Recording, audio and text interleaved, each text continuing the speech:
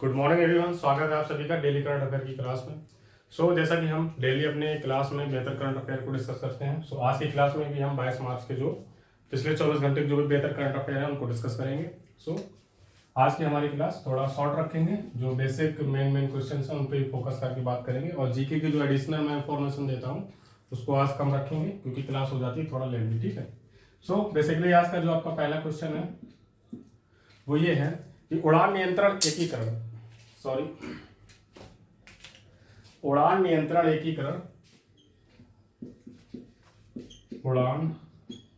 नियंत्रण एकीकरण परिषद, ये आपका एक हेडक्वार्टर है, नया डिजाइन किया गया है किसके द्वारा? डीआरडीओ के द्वारा। डीआरडीओ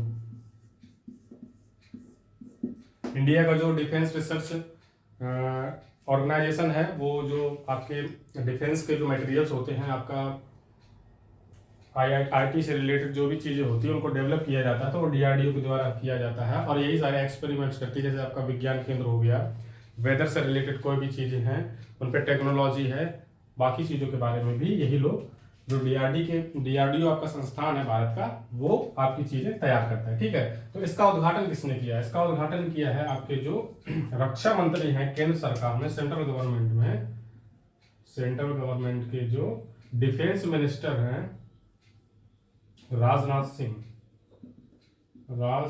सिंह, इन्होंने इस चीज का उद्घाटन किया है। ठीक है, तो उड़ान नियंत्रण एकीकरण परिषद आपका सेंट्रल गवर्नमेंट के डिफेंस मिनिस्टर राजनाथ सिंह के द्वारा किस जगह पे किया गया है? तो कर्नाटक के बेंगलुरु में।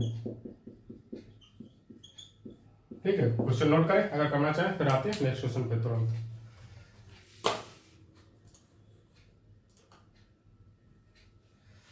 इसको एरेज करते हैं फिर आते हैं अगले क्वेश्चन पे। फास्ट करने की कोशिश करेंगे, आज क्लास को शार्प रखेंगे, छोटा रखेंगे, मेन जो क्वेश्चन है उसको डिस्कस करते हुए चलेंगे।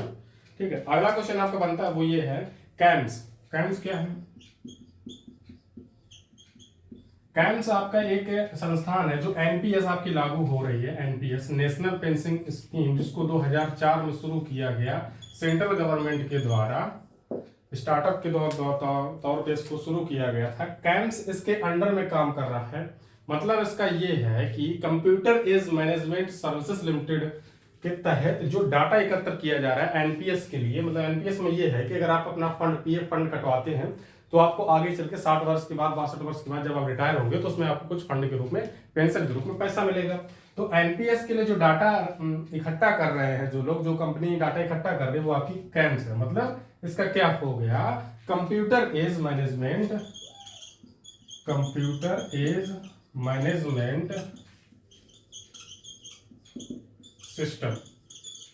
सिस्टम या सर्विसेज लिमिटेड लिखे, सिस्टम नहीं, सर्विसेज लिमिटेड। ठीक है, तो ये आपका संस्थान है जो डाटा कलेक्ट कर रहा है for NPS, data collection for NPS के लिए, मतलब नेशनल पेंशन स्कीम, जिसको 2004 में सेंट्रल गवर्नमेंट के द्वारा दोबारा लागू किया गया। इसके पहले के जो लोग हुआ करते थे उनको पेंशन मिलती थी, लेकिन इसके बाद के लोगों को अब पेंशन नहीं मिलती है डायरेक्टली, तो ये चेंजमेंट्स किया गया। अगला आपका क्वेश्चन है most important, world sparrow day, मतलब विश्व गौरैया दिवस जो आपका मनाया गया, कब मनाया गया उस पर बात कर लेते हैं। कब से स्टार्ट हुआ, किसके द्वारा, किसने इसको लागू किया, उस पर बात करते हैं। तो इसमें जो आपका बेसिकली क्वेश्चन बनता है, वर्ल्ड स्पैरो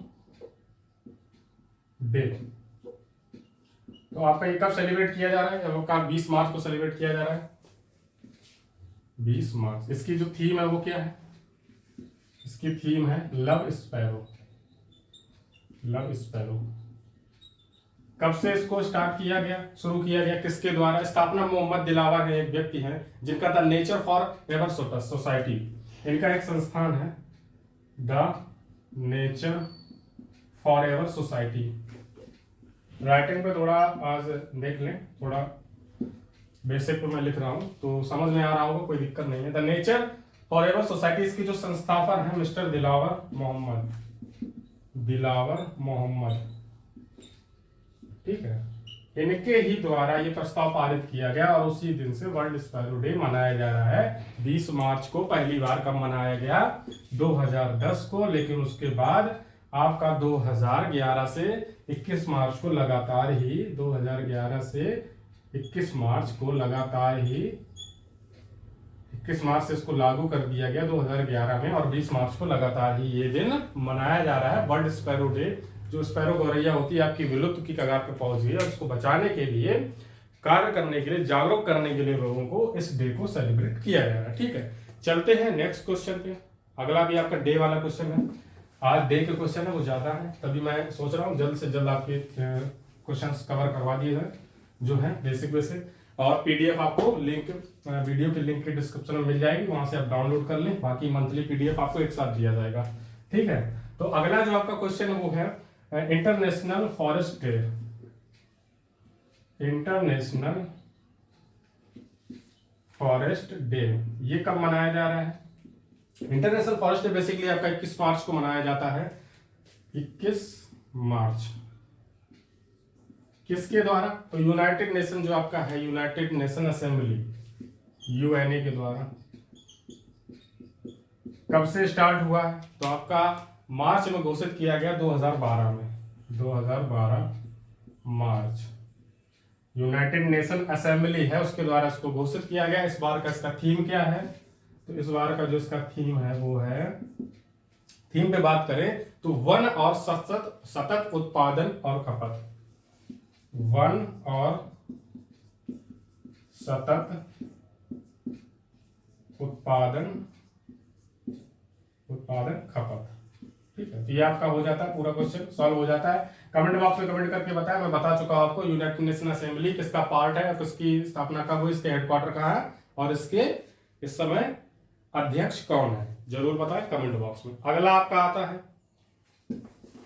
अंतरराष्ट्रीय मतलब international racism day. Racism day मतलब अंतरराष्ट्रीय नस्ल भेदभाव। नस्ल भेदभाव क्या होता है?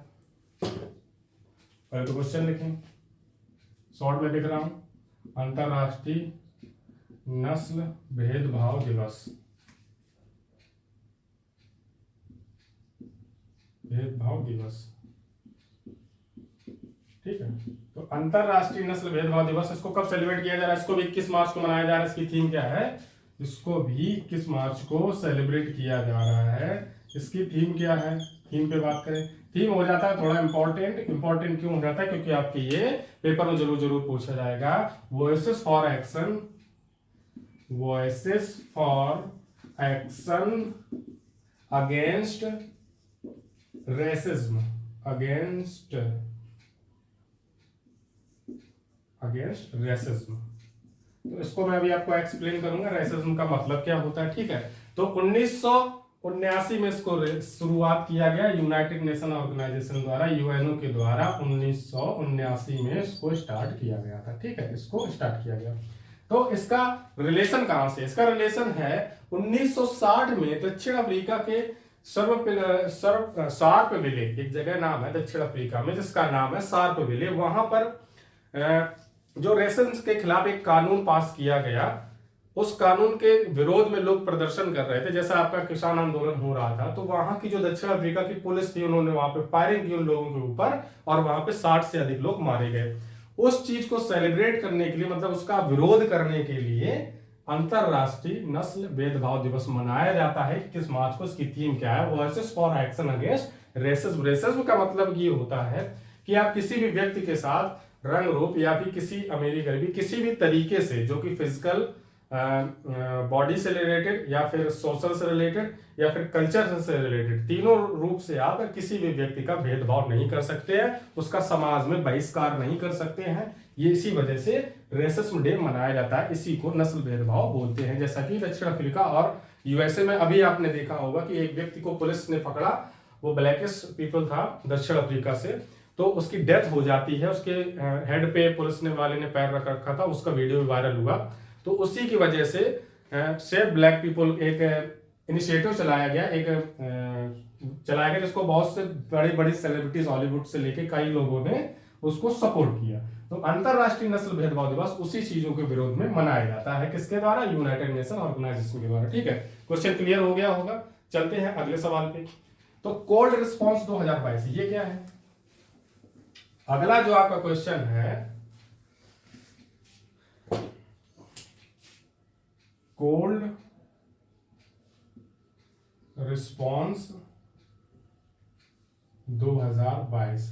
तो कोल्ड रिस्पॉन्स 2022 आपका एक है नाटो का सैन्य अभ्यास है। नाटो जो आपका होता है, अब नाटो क्या है तो मैं बता रहा हूं आपको। नाटो इनका एक डिफेंस एक्सरसाइज है, डिफेंस एक्सरसाइज, हिंदी वाले लिख ले सैन्य अभ्यास। अब हिंदी में ये मत लिख देना कोल्ड रिस्पॉन्स, ठीक है, इंग्लिश में हिंदी में सेम है कोल्ड रिस्पॉन्स। तो इसमें आता क्या है, कोल्ड रिस्पॉन्स 2022 नाटो के द्वारा एक डिफेंस एक्सरसाइज है। नाटो क्या है, आपने यूक्रेन और रशिया के टाइम सुना होगा, एक नाटो ऑर्गेनाइजेशन है, नॉर्थ अटलांटिक ट्रीटी ऑर्गेनाइजेशन। मतलब नॉर्थ के एरियाज के जितने भी कंट्रीज हैं सॉरी, उनको ये सपोर्ट करता है। सपोर्ट क्यों करता है?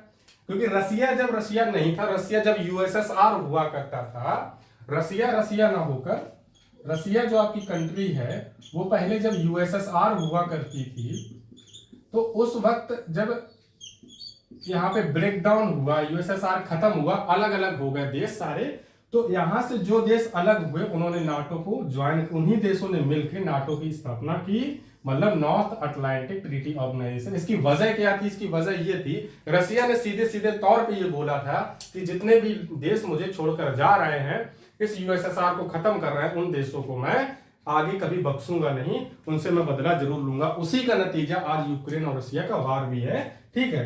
तो रसिया और जब यूएसएसआर हुआ करता था, तो इसी चीज को देखते हुए नाटो की स्थापना की गई, नॉर्थ अटलांटिक ट्रीटी ऑर्गेनाइजेशन। तो इसकी स्थापना की कब गई? अगर इसकी बात पूछ ले तो नाटो की स्थापना आपकी 4 अप्रैल 1949 को की गई।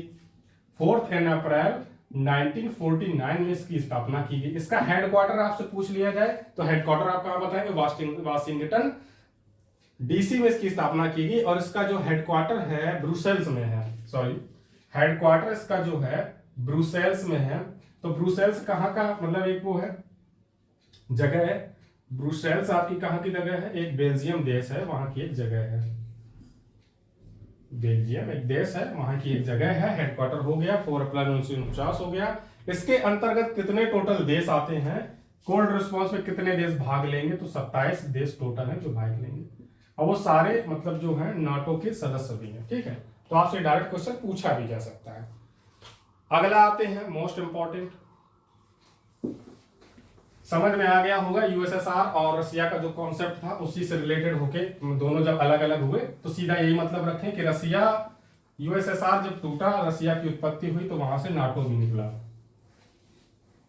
अगला आता है क्वेश्चन आपका, यूएन वर्ल्ड हैप्पीनेस इंडेक्स। कल आपका हैप्पीनेस डे बनाया जा रहा था, आज हैप्पीनेस, सॉरी देखो मैंने लिख दिया, हैप्पीनेस इंडेक्स के बारे में बात करेंगे। तो हैप्पीनेस इंडेक्स में जो यूनाइटेड नेशन जारी करता है, मतलब 24 अक्टूबर स्थापना होती है 1945 को, हेडक्वार्टर और इसके अध्यक्ष कमेंट बॉक्स में कमेंट करके बताएं।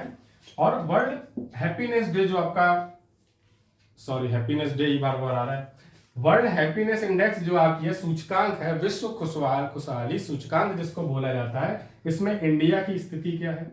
इंडिया का जो रैंक है 136 नंबर पे है। 3 अंकों का सुधार हुआ है। पिछले वर्ष जब यही रिपोर्ट जारी की गई थी, मतलब ये 2022 की है, 2021 में भारत की जो स्थिति थी वो 139 नंबर पे थी, मतलब इन्होंने 3 नंबर का सुधार किया है, 3 अंकों का सुधार किया है, 136 नंबर पर आ गए हैं। प्रथम नंबर पर कौन है? पहले नंबर पर फर्स्ट पोजीशन पे, तो फर्स्ट पोजीशन पे लगातार आपका एक कंट्री रहता है, वो है फिनलैंड। स्कैंडिनेवियन कंट्रीज को बोला जाता है, कंट्री है आपका यूरोप की। तो जब आप, हाँ, नॉर्थ अटलांटिक ट्रीटी में भी ये कंट्री आती है आपका। जब आप यूरोप के ऊपर के पार्ट में देखेंगे, वहां पे आपका थ्राइस पोर्शन में जो कंट्रीज बनी है उनको स्कैंडिनेवियन कंट्रीज बोला जाता है, उसका एक पार्ट है फिनलैंड, ठीक है।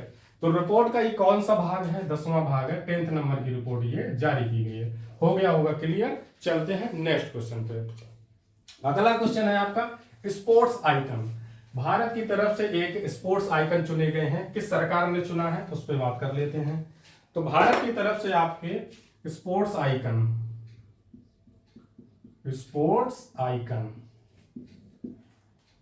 किसको चुना गया? सुरेश रैना को। किस सरकार ने चुना है? तो मालदीव की जो गवर्नमेंट है, मालदीव की सरकार है, उन्होंने चुना है।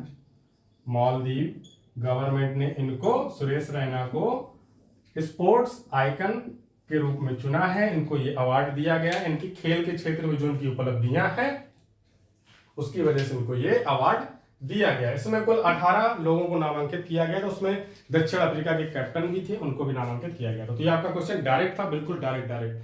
तो इस पर ज्यादा आपका बात करने की जरूरत नहीं। अगला आती है, अगला है आपका पंकज आडवाणी। पंकज आडवाणी कौन है? पंकज आडवाणी। तो पंकज आडवाणी जो है, इन्होंने लगातार आठवीं बार एशियाई बिलियर्ड्स, एशिया में जो बिलियर्ड्स, स्नूकर देखा है आपने? स्नूकर, टेबल पूल बोला जाता है इसको। स्नूकर, बिलियर्ड्स तीनों सेम, दोनों चीजें एक ही जैसी होती है। उसमें इन्होंने चैंपियनशिप को लगातार 8वीं बार, ये इस चैंपियनशिप के विजेता रहे हैं। इसका आयोजन कहाँ किया जा रहा है? दोहा मतलब कतर कंट्री जो आपकी है, उसका मतलब एक ये जगह है दोहा, वहीं पे इसका आयोजन किया जा रहा है। भारत के हैं पंकज आडवाणी, 8वीं बार लगातार इन्होंने चैंपियनशिप जीती है। ठीक है, अगला क्वेश्चन आते हैं, लास्ट क्वेश्चन है आपका। अंतरराष्ट्रीय सूरज कुंड मेला ये कहां पे आयोजन किया जा रहा है और कौन से नंबर का है? डायरेक्ट बात करते हैं। अंतरराष्ट्रीय सूरज कुंड मेला, इसका आयोजन किया जा रहा है, कौन से नंबर का है? तो 36 नंबर का है। कहां पे आयोजन किया जा रहा है? हरियाणा में। सीएम कौन है? मनोहर लाल खट्टर। और गवर्नर कौन है? गवर्नर अगर आपसे पूछ लिया जाए, गवर्नर आपको पता होंगे। गवर्नर इनके जो हैं बंडारू दत्तात्रेय हैं। और कब पहली बार आयोजन किया गया? 1987 में प्रथम बार इसका आयोजन किया गया। अंतरराष्ट्रीय लेवल पे इस मेले का आयोजन किया जाता है और वर्ल्ड में फेमस है काफी। इसकी थीम स्टेट कौन कौन से हैं? पहले तो यहाँ पे लिख लें अब, बंडारू दत्ता जो है यहाँ के, बंडारू दत्तात्रेय, दत्ता कुछ भी लिख लें, ऐसी टाइप से नाम प्रोनाउंस किया जाता है। तो 36 नंबर का है ये। और अंतरराष्ट्रीय सूरज कुंड मेला 1987 में प्रथम बार इसका आयोजन किया गया। थीम स्टेट कौन से हैं? थीम स्टेट से मतलब ये है कि इन स्टेट को फोकस में रखा गया है। और ये शिल्प मेला है, मतलब ये मैंने लिखना चाहिए था। शिल्प मेला मतलब, शिल्प मेला का मतलब होता है हाथ से बनी हुई बुनकर चीजें या हाथ से बनी हुई कलाकृतियों का मेला होता है। यहाँ पे प्रदर्शन लगाया जाता है। तो थीम स्टेट कौन कौन से हैं? J&K, Jammu and Kashmir and Uzbekistan.